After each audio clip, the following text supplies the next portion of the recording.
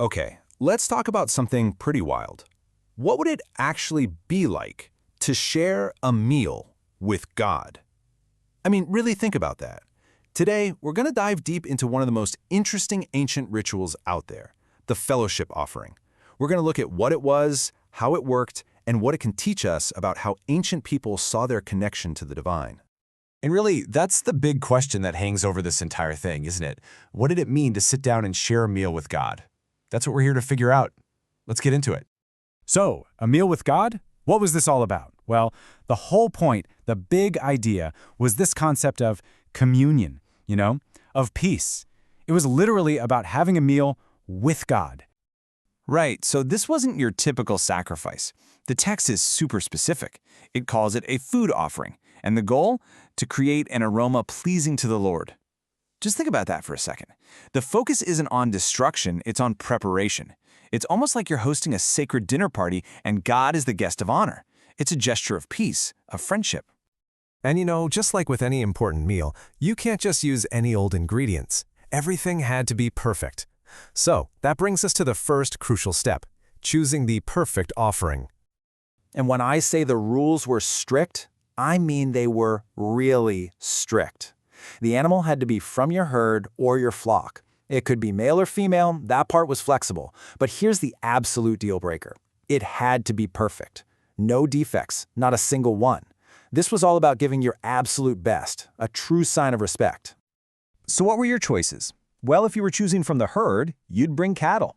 If you were choosing from the flock, you could bring a lamb or a goat. Any of those were fine, as long as they hit that number one rule. They had to be completely flawless. All right, so you've picked the perfect animal. Now what? Now we get to the main event, the steps of the ritual itself. And this is where things get really interesting. Because you see a very clear split in who does what, the person making the offering versus the priests. The whole thing breaks down into 4 main actions, and check out this division of labor. First, the worshiper, the one actually bringing the offering, lays their hand on the animal's head. This is like a personal dedication. Then, number 2, that same person, the worshiper, slaughters the animal right at the entrance to the tent of meeting. It's a very personal, hands-on process. Then, and only then, do the priests step in. They take over for the last 2 parts, splashing the blood on the altar, and finally, burning the specific parts that were set aside for God. Okay, so that last part, burning the designated portions, that begs a pretty big question. What exactly were those portions? This gets us to the heart of it, the Lord's portion, the divine part of the meal.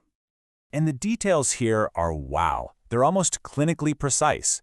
The food offering for God wasn't what you'd expect, like the best cuts of meat. Nope. It was all the internal organs and the fat holding them together.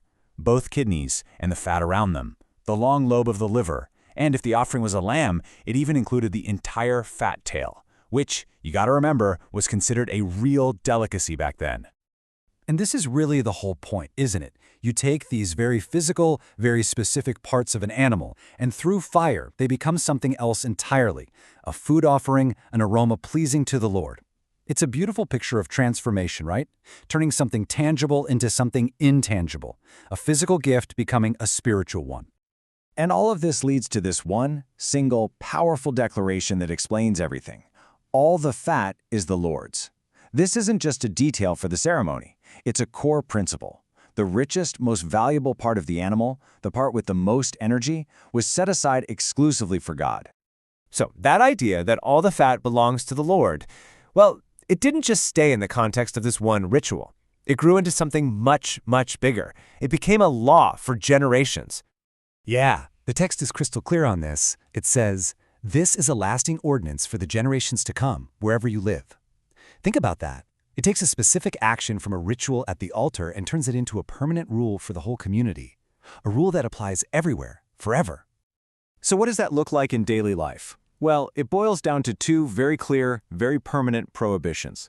Rule number 1, since all the fat is the Lord's, you are not to eat fat. And rule number 2, you are not to eat blood. Remember, that was the part handled only by the priests at the altar.